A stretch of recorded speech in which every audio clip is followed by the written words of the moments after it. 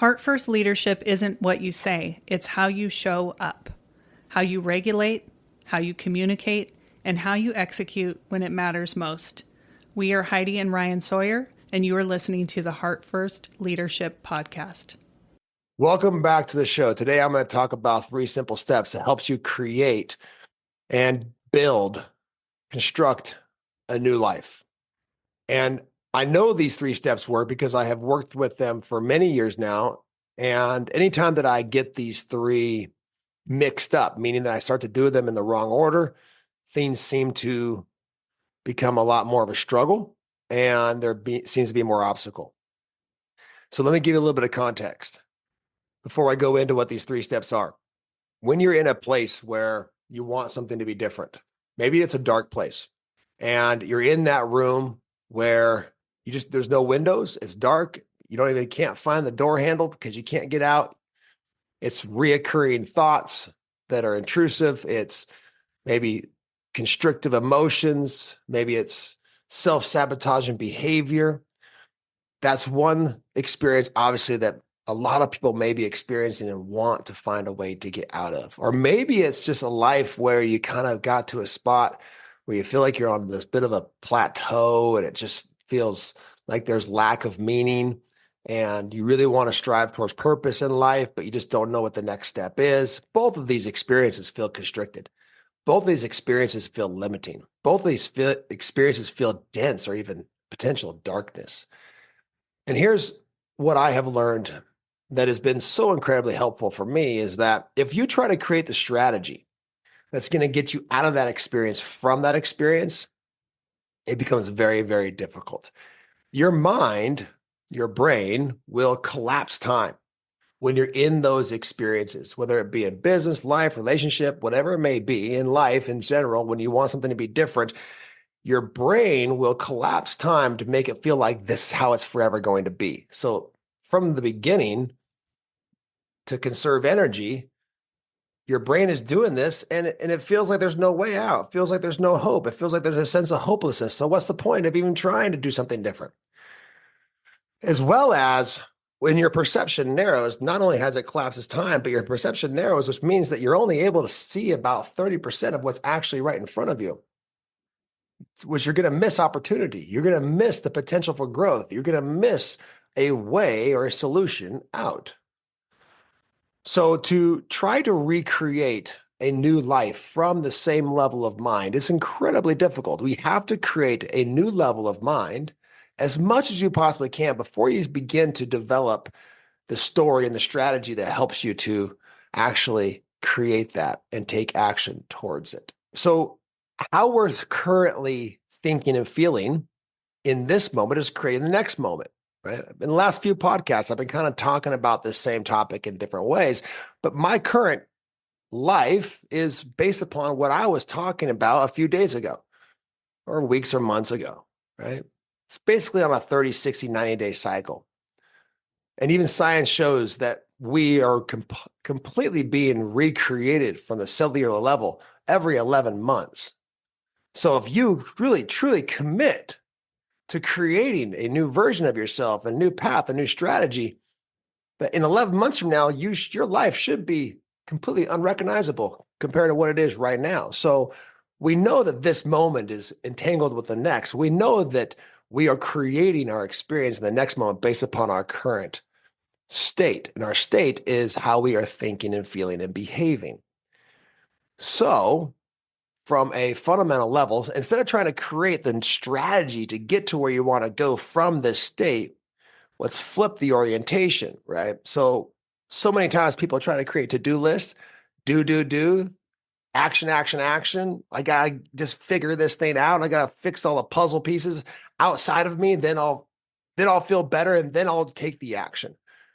And then, in the coaching world, this is really easy to see when someone's like, well, now is not the time for this coaching. I don't have this. I don't have the time. I don't have the money. But when I get there, then I'll do the coaching that gets me to the next stage of life. And I'm saying, well, wait a minute. What if we were to start from the inside out, which means shift your state first. Now, all the different ways of shifting your state, right? I'm not going to sit here and list off all the ways to shift your state, but probably I would be willing to bet the answer is somewhere along the lines of one of two things. Either you need to do less and spend more time slowing down, recovering, changing your brainwave activity. I know that when your perception is narrowed and you want something to be different, you become very task oriented. You spend a lot of time in beta or even high beta to get your brainwave activity into alpha, to where there's a possibility for your brain to create new neural networks and connect new dots, have a new awareness or an aha moment that helps you to see, oh, that's the way. That's the way. That's the way. That's how I get to where I want to go. So maybe it's slowing down, less is more. Maybe it's, shifting your state in a current moment by doing something hard. So probably it's one of those two. It's probably the ends of the spectrum. It's probably by doing something that shifts your state, like, hey, cold exposure, that can shift your state. Doing a hard workout, going for a long walk, going for a long hike, pushing yourself physically, mentally, and emotionally can kind of get you out of that current pattern. It's about interrupting the pattern that we're in. Your state, your way of thinking and feeling and behaving is a pattern. So you have to interrupt the pattern. So you're going to do it by going to one end or the other. One end of the spectrum. I call it spectrum training. You're either going to go do something hard or you're going to do something where you're going to allow for yourself to be bored. Spending time letting your mind wander. This is not on your phone. This is not scrolling. This is about legitimate taking a break from your life.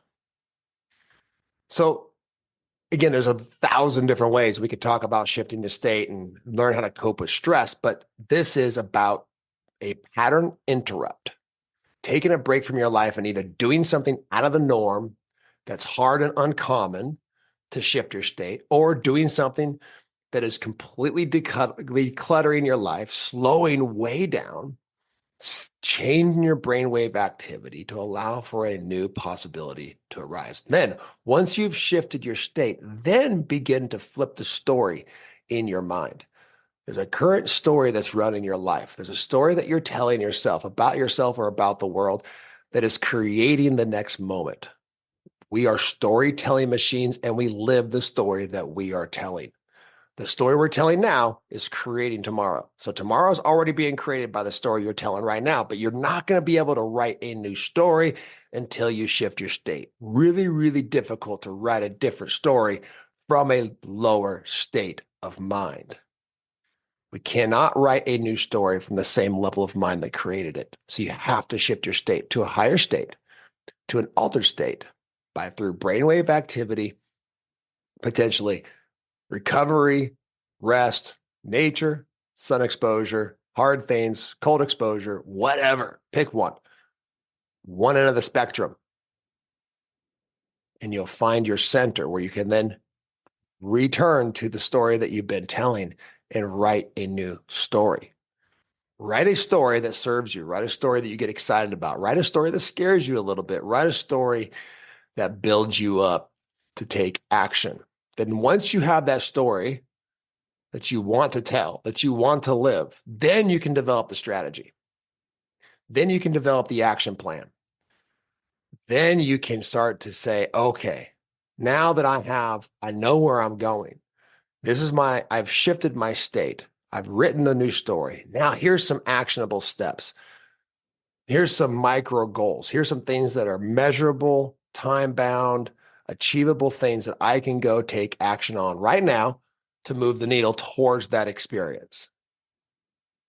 But so many times we're in a constrictive experience, maybe again, whether it's a dark place or whether it's lack of meaning, both can feel dense. And we try to create strategy from that state of feeling like I'm not enough, or there's not enough, or what's the point? And that's going to create extra struggle and obstacle. So peel the layer back. Start from shifting your state, then change the story, then create the strategy and take action. And you start to make this a habit. You start to make this to be where you recognize, oh, I want something to be different. All right. I've reached this choice point in my life. Now I need to shift my state. I need to get myself into an altered state of mind where I can create a new reality by creating a different personality. That's what happens. Our personality is creating our personal reality. So shift your state, shift how you're thinking and feeling, shift how you're thinking and feeling, which will shift how you're behaving. From that altered state, that new state of mind, then you have the potential of creating a new story. And from that new story, then you're going to have clarity of strategy. So try this out. And again, obviously, there's a million different ways to shift your state. There's a million different ways that we can tell different stories. But we are storytelling machines, and we're creating the next moment from the story we're telling ourselves right now. So shift your state, tell a new story, and then take action. Thank you for listening. Remember, leaders go first, alignment matters, and the environment that you create is the legacy you'll leave. We'll see you on the next episode.